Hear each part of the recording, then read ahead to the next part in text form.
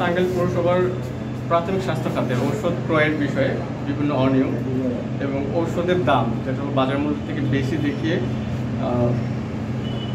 বেশি দেখানো হয়েছে এই মর্মে একটা প্রাথমিক অভিযোগ ছিল কমিশন থেকে। এই বিষয়ে আজকে কমিশনের নির্দেশক্রমে এনফোর্সমেন্ট অভিযান পরিচালনা করা হচ্ছে টাঙ্গাইল পৌরসভায়। তো আমরা এসে প্রাথমিক স্বাস্থ্য খাতে যে অর্থ বরাদ্দ হয়েছে, অর্থ বরাদ্দের পরে কীভাবে ওষুধগুলো ক্রয় করা হয়েছে, ওষুধ ক্রয়ের যাবতীয় যে রেকর্ডপত্রগুলো আছে এবং স্টক মজুদের যে রেজিস্টারগুলো আছে, রেজিস্টারগুলো পর্যবেক্ষণ করা হয়েছে এবং বর্তমানে কী পরিমাণ ওষুধ মজুদ আছে সেটা লিস্ট করা হয়েছে। এছাড়াও ওষুধগুলো কীভাবে বিতরণ হচ্ছে, বিতরণের রেজিস্টারগুলো আমরা সংগ্রহ করেছি।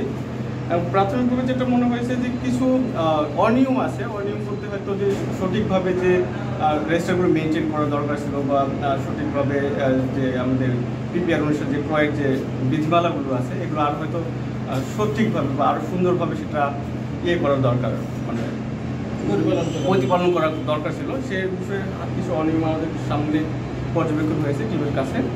এছাড়া আমরা যে তথ্যগুলো সংগ্রহ করেছি বা যে রেকর্ডপত্রগুলো সংগ্রহ করেছি বিস্তারিত রেকর্ডের স্বাস্থ্য এটা আরেকটা বিষয় এখানে পরিলক্ষিত হয়েছে যে যেহেতু এটা হচ্ছে যে স্বাস্থ্য খাত, স্বাস্থ্য রিলেটেড বিষয়গুলো এই খাতে নিজস্ব লোকবল থাকা দরকার।